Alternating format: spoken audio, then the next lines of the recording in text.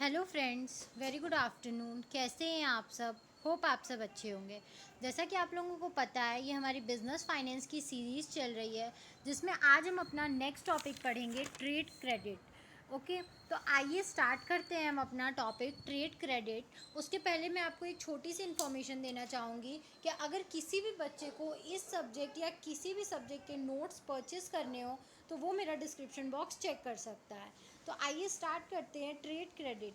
Trade credit is a credit extended by one trader to another for purchase of goods and services. Trade credit facilitate the purchase of supplies without immediate payment. It is also known as a mercantile payment. It is also known as a mercantile credit. Terms of credit may vary from one industry to another and from one person to another. Firm may offer different credit customers. ठीक है, मैंने एक बार में read कर दिया है, मैं आपको क्योंकि इसका एग्जांपल देके आपको समझाना चाहती हूँ। देखो, ट्रेड क्रेडिट क्या होता है। आप मान लो कि ये एक बायर है, ये क्या है, सेलर है। ये बायर इसके पास प्रोडक्ट खरीदने गया और बोला, भैया मुझे 100 रुपये का आइटम दे दो, रॉ मटेरियल दे दो, जो भी इसको चाहिए होगा, और मैं क्या करूँगा, इस पैसे को आपको 1 महीने के बाद लौटाऊंगा। ठीक है, क्योंकि इसके पास अभी पैसे नहीं है। ये बोल रहा है आप मेरे पैसे खाते में लिख लो। अब ये इस रॉ मटेरियल से फिनिश गुड्स बना लेगा, जब उस फिनिश गुड्स को मार्केट में सेल करेगा देन उसमें से ये पैसे लाके इसको वापस कर देगा। तो यही होता है ट्रेड क्रेडिट। क्या होता है, is a credit extended by one trader to another for purchase of goods and services. ठीक है, देखो, ये एक जो बायर हो, एक जो सेलर होता है, वो क्या करता है, बायर को मतलब कि सामान दे देता है और पैसे तुरंत नहीं लेता है, विदाउट इमीडिएट पेमेंट। और इसको हम लोग मर्चेंटाइल क्रेडिट टर्म्स भी बोलते हैं। ठीक है, और ये देखो हर इंडस्ट्री का अलग अलग होता है। मैं आपको एक एग्जांपल देती हूँ। जैसे कि अगर मैं अभी किसी दुकान पे गई, मैं बोलूँगी कि भैया आप क्या करिए, मुझे ना 10 रुपये की टॉफ़ी दे दीजिए और मेरे खाते पे लिख लीजिएगा, जो महीने का बिल जाता है आप उसमें जोड़ लीजिए उसको। ठीक है, तो वो क्या कर रहा है, वो मुझे 10 रुपये का आइटम दे रहा है, लेकिन वो क्या करेगा, वो 10 रुपये 1 महीने बाद मुझसे क्या करेगा, ले लेगा। ठीक है, और हो सकता है, बहुत ज़्यादा चांसेस है कि अगर मैं दूसरे शॉप पे जाऊँ तो वो मुझे 10 रुपये की टॉफ़ी ना दे, बोले नहीं मुझे तुरंत पेमेंट दो तो मैं तुम्हें तुरंत दूंगा। ठीक है, या वो मुझे सिर्फ 5 ही रुपये की टॉफ़ी दे, या बोले कि हाँ ठीक है ले लो। तो ये इंडस्ट्री टू इंडस्ट्री अलग अलग होता है। ठीक है, हर बायर हर सेलर एक ही तरीके का दे ये नहीं होता है। ठीक है, अलग अलग लोग अलग अलग टाइप के क्रेडिट्स तुम्हें प्रोवाइड करेंगे।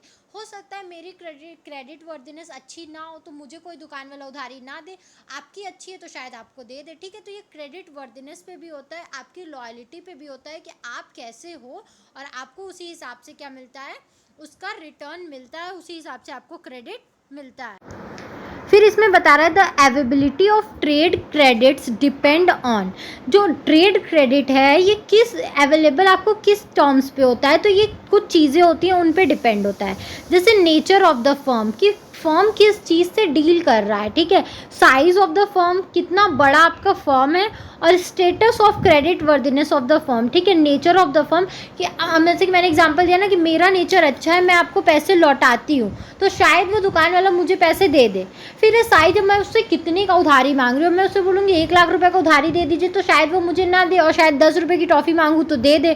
ठीक है, और फिर स्टेटस, कि मैंने उससे पहले उधार लिया है तो मैंने दिया है या नहीं दिया है। या अगर मैं छोटी सी बच्ची हूँ, अगर मैं बोलती हूँ कि मेरे पापा मम्मी से आप पैसे ले लीजिए, तो वो मेरे पापा मम्मी का स्टेटस देखेगा कि हाँ इसके पापा मम्मी उतने कैपेबल हैं या नहीं है मेरा पैसा चुकाने के। ठीक है, तो इन चीज़ों पे ये डिपेंड करता है।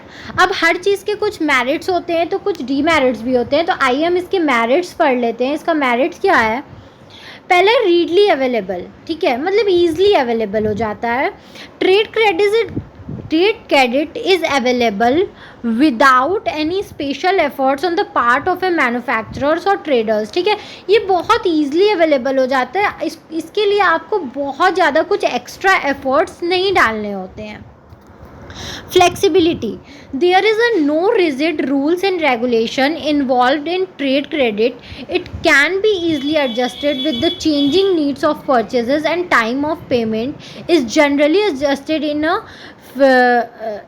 फ्यू होगा यहाँ पे, फ्यू ऑफ पास डीलिंग, ठीक है, व्यू ऑफ पास डीलिंग, ठीक है।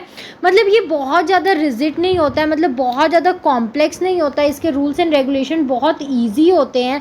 अगर आपको कभी भी पेमेंट प्रोसीजर में या पेमेंट में चेंज करना है, उसके टाइम में चेंज करना है, उसके अमाउंट में चेंज करना है, तो काफ़ी ईजिली ये एडजस्टेबल हो जाता है। और मतलब क्या है कि आपने पिछला रिकॉर्ड अपना कैसा रखा है उस पर ये सारी चीज़ें क्या होती हैं, ईजिली डिपेंड करती हैं।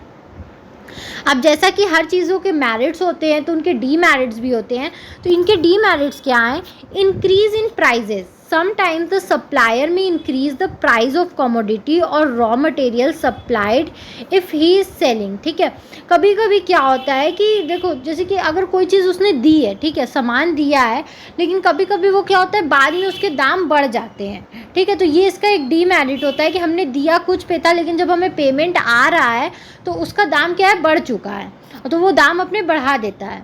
Legal action, in trade credit the buyer generally issue a promissory, and in case he fails to meet his commitment the supplier can take legal action goods on credit, ठीक है। इसमें क्या होता है, legal actions के भी बहुत बार chances आ जाते हैं। जब ये तो जब बायर्स क्या होता है, उससे पैसे लेता है कोई भी, तो वो उसको एक प्रॉमिसरी नोट देता है, ठीक है। लेकिन अगर वो अपना पैसे चुकाने में क्या हो जाता है, फेल हो जाता है, तो सप्लायर उसके खिलाफ कोई भी एक्शन भी ले सकता है। तो यही था हमारा ट्रेड क्रेडिट का मतलब। आई होप आपको ये समझ में आया हो। अगर फिर भी आपको कहीं भी कोई भी प्रॉब्लम है तो आप मुझे कमेंट सेक्शन में कमेंट करके पूछ सकते हैं। Thank you very much for watching my video and please do like, subscribe and share my channel. आपको इस सब्जेक्ट या किसी भी सब्जेक्ट के नोट्स परचेज करने हो तो आप मेरा डिस्क्रिप्शन बॉक्स चेक कर सकते हैं। Thank you.